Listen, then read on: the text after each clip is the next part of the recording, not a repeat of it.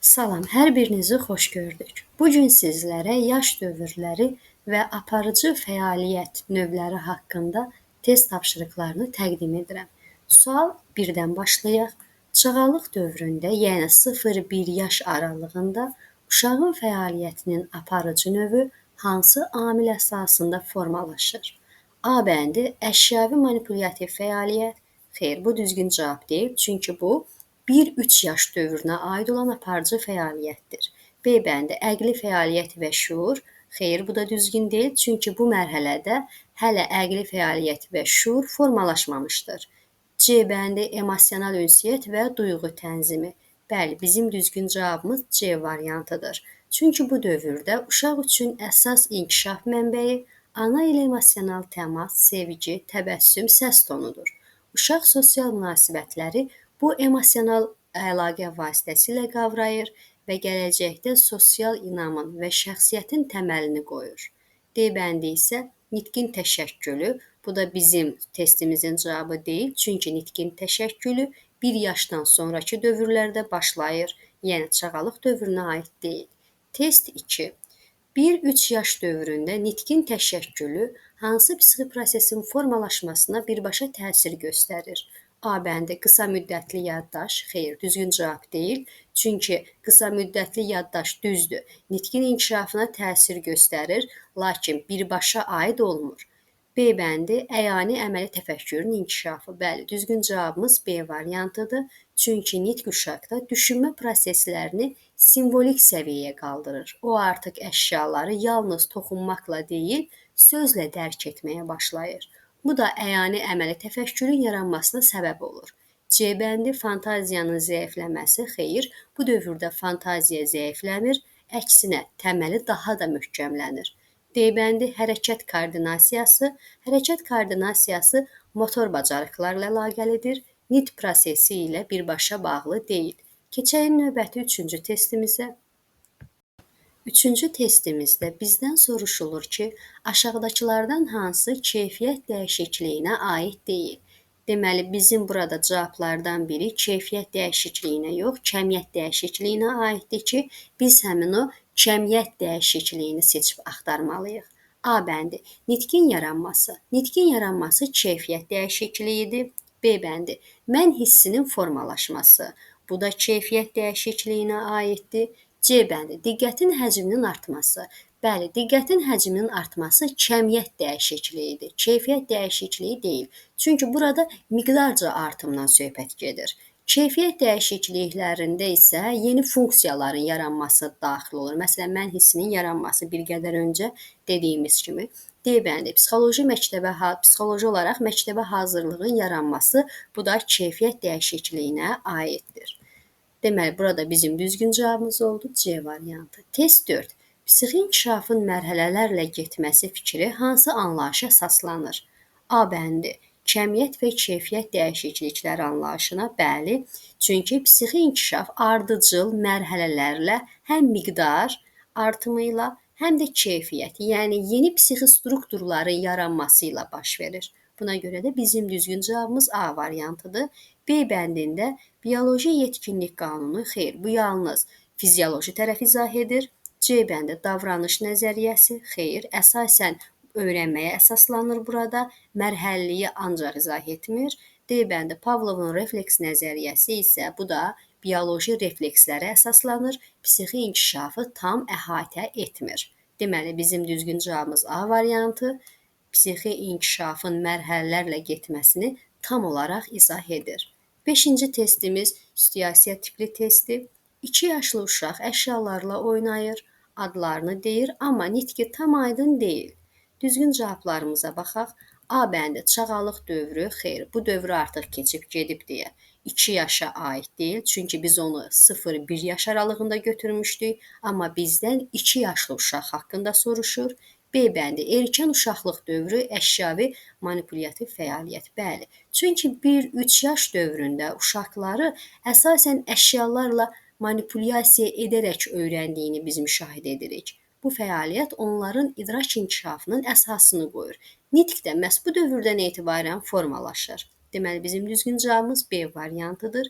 C variantı məktəbə qədər dövr. Məktəbə qədər dövr 3-6 yaşdır. Ona görə də bu bizim 2 yaşımıza aid deyil. D bəndi məktəb yaşlı dövr. Məktəb yaşlı dövrdə 6 yaşdan sonrakı müddəti əhatə edir. Test 6. Psixi inkişafda kəmiyyət dəyişiklikləri daha çox hansı proseslərdə özünü göstərir?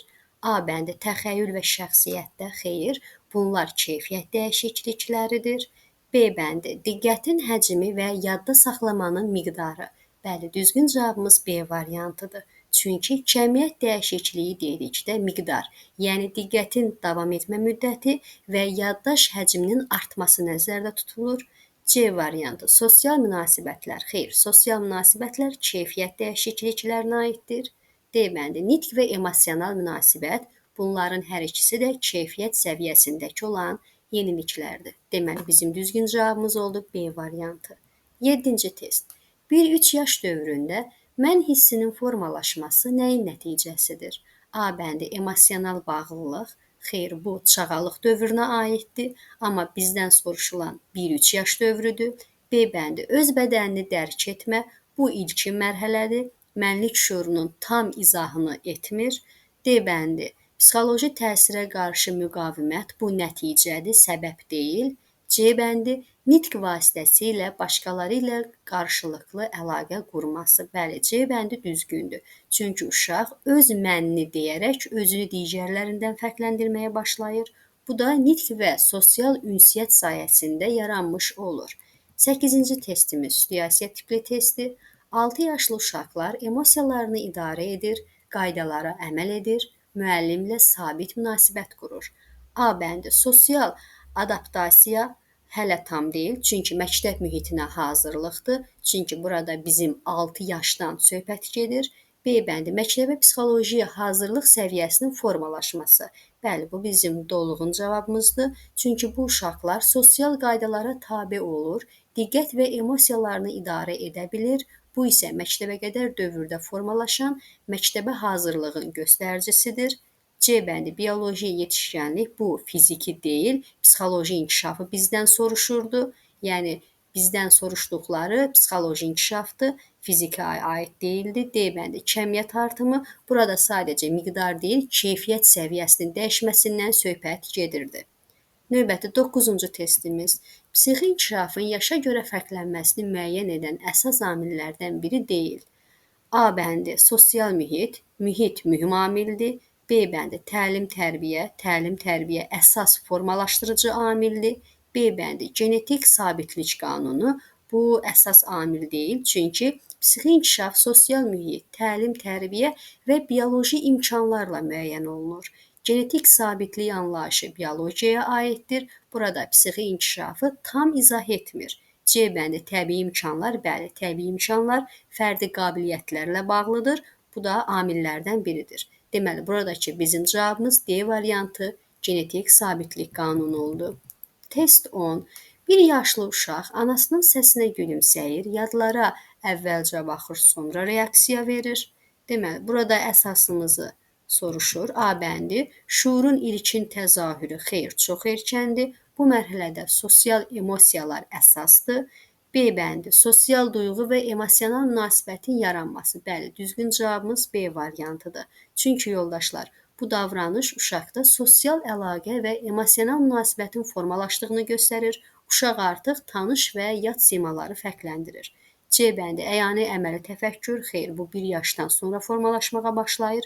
D bəndi qısa müddətli yaddaş, bu da aid deyil, çünki burada düzdür, əsas rol oynayır, lakin əsas məsələ sosial emosiyadır bizdən soruşulan. Növbəti 10 testimizi sizə təqdim edirəm. Test 1. 3-6 yaş dövründə rollu oyunların psixoloji əhəmiyyəti nədən ibarətdir? A bəndi hərəkət koordinasiyası. Hərəkət koordinasiyası əsasən 1-3 yaş dövrünə təsadüf edir və manipulyativ fəaliyyət zamanı formalaşır. Deməli, A bəndi bizim 3-6 yaş arasına aid deyil. B bəndi rollu oyunlar mexaniki hafizə və təfəkkürü deyil, yaradıcılıq və sosial təfəkkürü inkişaf etdirir. Ona görə B variantı da aid deyil.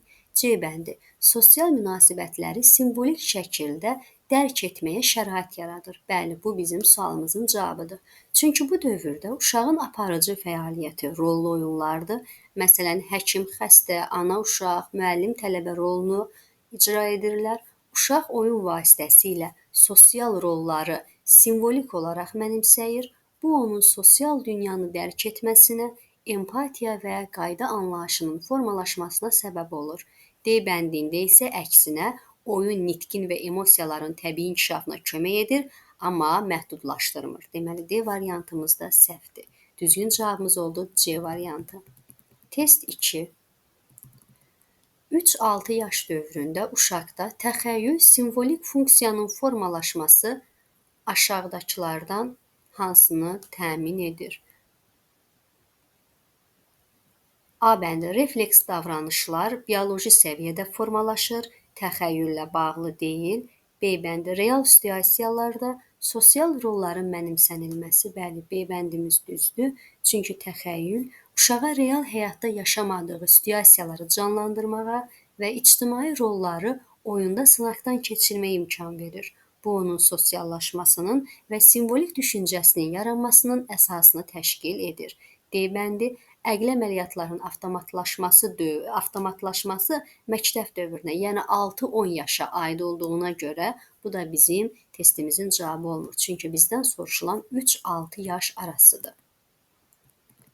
Üçüncü testimiz 6-10 yaş dövründə niyyətli hafizənin təşəkkülü aşağıdakı fəaliyyətlərlə sıx bağlıdır. A bəndi. Oyun fəaliyyəti məktəbəqədər yaş dövrünün aparıcı fəaliyyətidir, amma bizdən soruşulan 6-10 yaşdır. B bəndi təlim fəaliyyəti, bəli. Məktəb yaşlı dövrdə uşaq artıq məqsədli şəkildə yadda saxlamağı və xatırlamağı öyrənir. Müəllimin verdiyi tapşırıqları yerinə yetirmək üçün bacarıqları artıq zəruridir burada və burada niyyətli, ixtiyari hafizə yaranır və təlim prosesi ilə formalaşır. D bəndi. Ünsiyyət fəaliyyəti mühümdür, amma hafizənin məqsədyönlü formalaşmasının əsas amili deyil. Test 4. Uşaq qaydaları əvvəlcə səslə təkrar edir, daha sonra isə səssiz düşünür. A bəndi. İxtiyarsız hafizə. A bəndi interizasiya prosesinin təzahürü. Bəli, burada interizasiya prosesindən söhbət gedir. Çünki xarici fəaliyyətin səslə danışmaq hərəkəti tədricən daxili, zehni fəaliyyətə çevrilir. Məsələn, uşaq əvvəlcə 3 + 2 = 5 kimi qaydanı səslə deyir, sonra isə səssiz düşünür. Bu, Vygodskinin nəzəriyyəsində də əsas inkişaf mexanizmi kimi özünü göstərir. B variantı. İxtiyarsız hafizə bu halda iştirak etmir, çünki uşaq artıq məqsədli şəkildə öyrənir. C bəndi. Kognitiv dissonans. Kognitiv dissonans dedikdə biz ziddiyyətli düşüncələrin yaratdığı narahatlıqdır. Bu mövzu ilə əlaqəsi yoxdur, ona görə səhvdir. D bəndi. Sosial adaptasiya bu davranışla bağlı deyil, bu fərdi bir psixi prosesdir, amma bizdən ümumi olan prosesi soruşur.